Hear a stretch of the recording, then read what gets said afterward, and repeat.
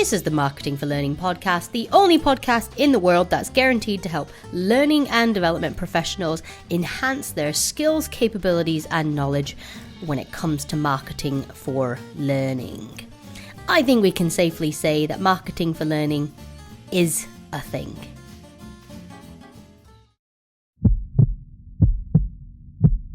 Hello, and welcome back to the Marketing for Learning podcast.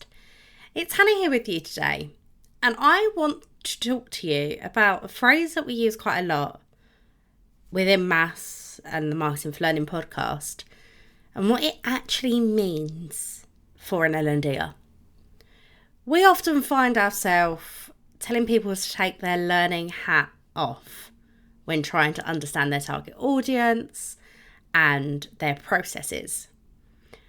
But when running the Marketing for Learning masterclass recently, I realised that's quite a hard task to grapple with when you've worked in learning and development for such a long time and you are very focused on thinking things in a certain way, with a certain lens, and from a certain angle.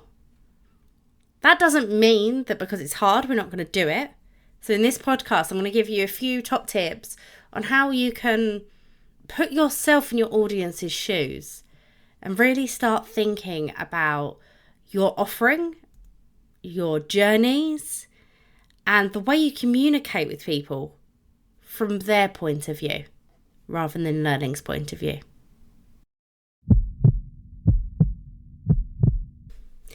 Alright, so my first tip isn't going to be a surprise to anyone who's listened to the podcast for any length of time, has ever spoken to myself or Ashley, has been on the Marketing Masterclass, has even looked into Marketing for Learning. Because my first tip is talk to your people.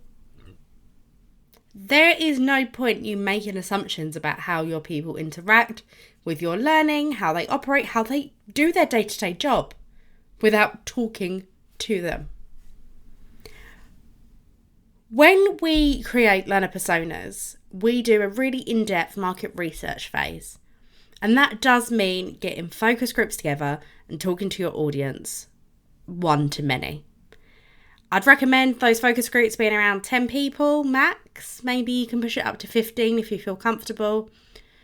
But ask those people very general questions regarding learning, work, what challenges they face, what barriers they face to getting involved with learning, what it's like to work at your organisation, how they feel about maybe your organisation's culture, how they deem that they're doing well at work, what makes them realise that they've been really successful, both inside of work and outside of work, what kind of things grab their attention during the day, what things are distracting them from the day job. Have really open-ended questions and really get to know what your audience are going through at each stage. Once you've done that really, really in-depth and open research phase, you'll have such a better understanding of who your audience are, both as learners and as human beings. And once we know them as human beings, then we can really improve the experience, improve our marketing, improve our learning, so that they actually want to get involved. Of course, you can't tailor your learning experience or your marketing to each and every individual employee. So that's where learner personas come in. Your learner persona should have very, very, very, very, very little to do with learning. Your audience are not motivated by bite-sized content. Your audience do not have a goal of completing your entire learning library. Their pain points will not just be associated with your learning platform or your learning tech in any way. Their goal might be to get a promotion, to get a pay rise, to provide for their family, to have better work-life balance, to climb the corporate ladder, to explore a different field within the business. They might be motivated by the people they work with. Maybe they're motivated by their children. Maybe they're motivated by that holiday they've got coming up. Eyes are on the holiday. And maybe their pain points are about red tape, hoops they have to jump through to get the job done, constant change management, the cost of living crisis.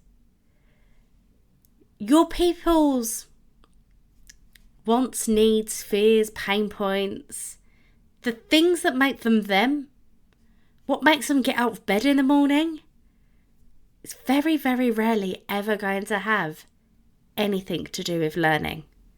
And we need to bear that in mind.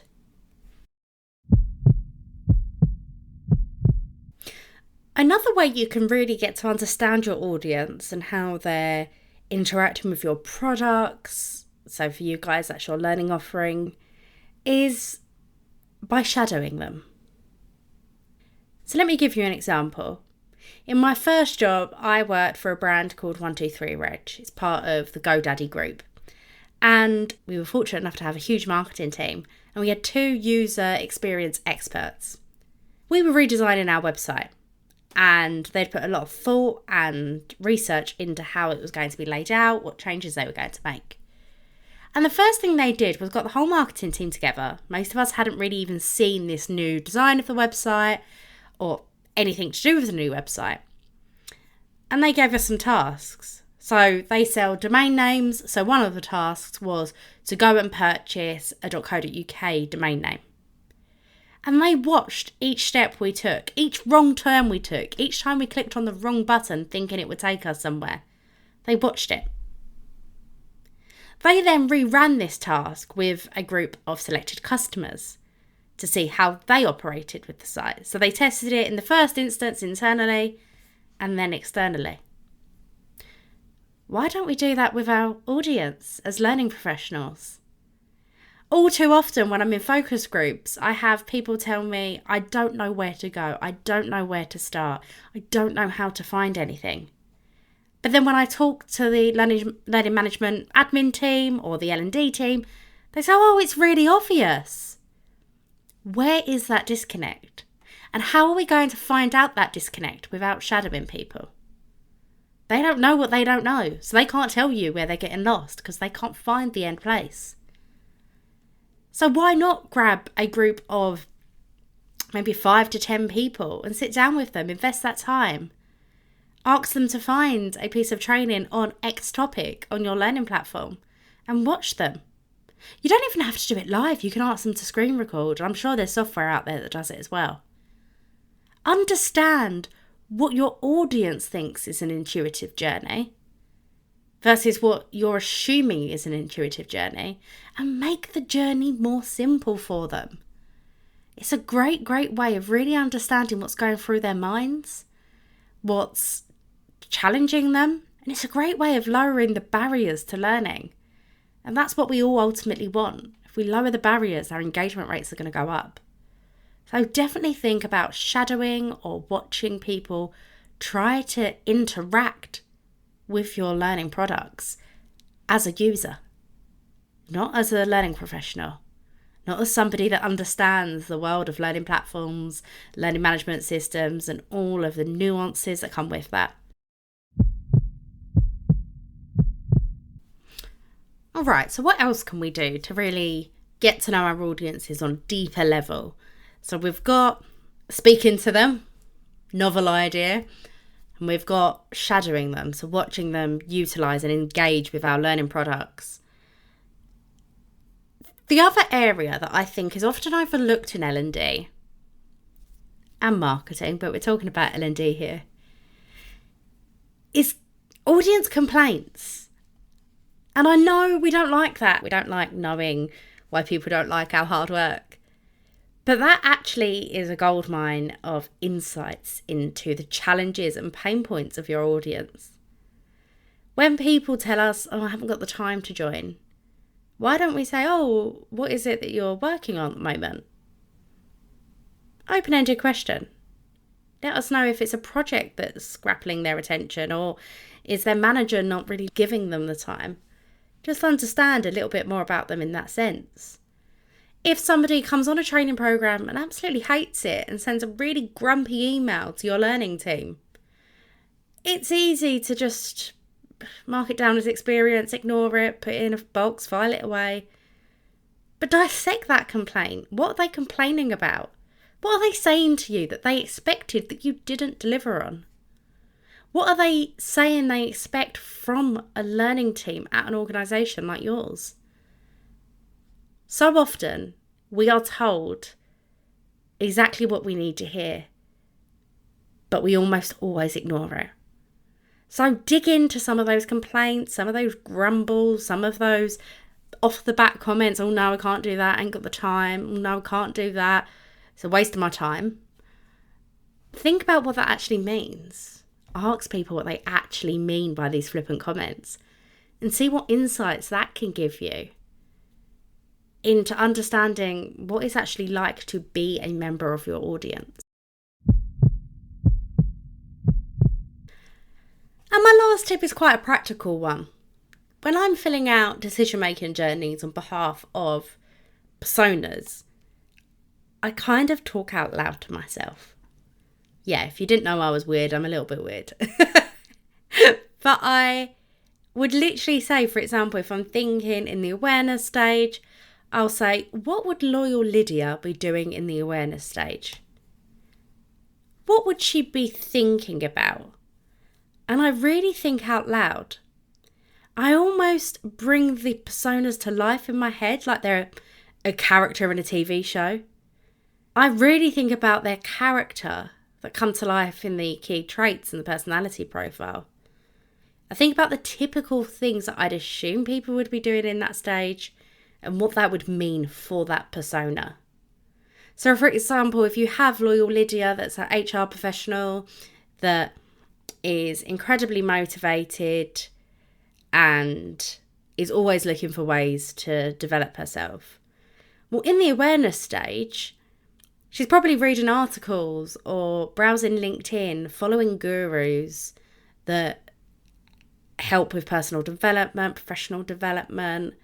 She might be looking on the intranet to see if there's anything she can get involved with at work. Maybe she's talking to her manager, but she's definitely trying to do the day job incredibly well. Always trying to impress her boss, making sure that she's getting really great performance reviews, and just really hitting all of those goals that her boss has for her. By saying that out loud and thinking about it out loud, I start to picture this person in my mind, and then I can also pick up when I'm kind of projecting some of my assumptions onto that person. Often when I'm working with learning professionals doing this, they'll say, oh, so she's really motivated, so that means she's searching the learning platform. And I can categorically tell you that if the person's in the awareness stage of their funnel, they are not searching your learning platform. Fact. They are doing a lot of other stuff. They haven't even thought about coming to you guys yet. So talk to yourself out loud.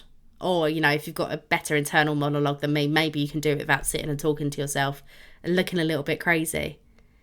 But really articulate what that persona is, what their objectives are, what their personality traits are, and how that would impact what we think they're doing at different stages of the journey, how they will interact with different things that we put in their way. So I hope you found this podcast useful. I'm aware that I was kind of rambling about what I do to put myself in the audience's shoes. But when you hear Ashley, myself, or anybody else in this realm saying, take the learning hat off, this is what we mean. We mean stop thinking learning first. Stop thinking about your platforms and retrofitting them into your audience. Think about your audience. Think of them as human beings.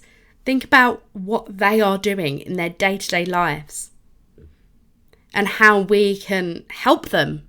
That's essentially what we're here to do, isn't it? Help them learn and develop. That's why we're here. So start thinking more human-centered rather than learning-centered and see how that changes the game, not just with marketing, not just with communications, but with your entire learning function. As always, if you have any questions, comments, want to discuss, want to disagree with me, you can find me on LinkedIn. But if not, I'll see you on the next podcast, guys. Bye.